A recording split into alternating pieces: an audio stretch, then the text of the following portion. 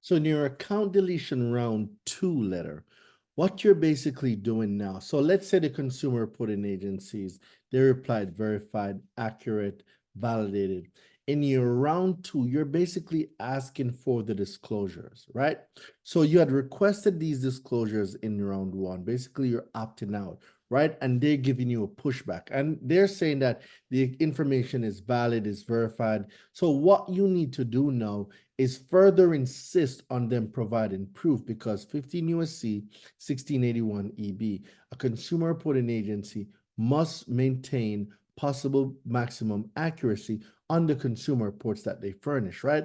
So if they're going to furnish this and they say that the information is accurate, well, they need to provide proof. So this is where now you're demanding proof that they have the disclosures and that those disclosures were given to you and those disclosures were authenticated, which gave whoever the furnisher is the right to have that information furnished. So this is the account deletion round 2, what's going to be in it and the purpose of it, and how you send that round 2 now to the consumer reporting agencies, not to the creditor.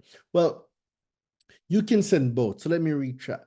You can send it to both. So you can send it to the consumer reporting agency and the furnisher at the same time, because the response from the furnisher, you can use that to further get the account that you want deleted from your consumer reports.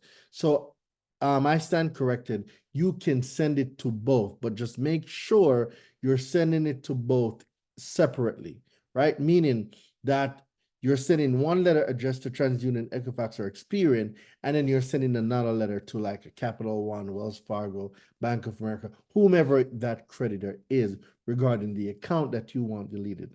And also this account deletion letter, it works extremely well for timeshares. You can use it to get timeshares deleted as well.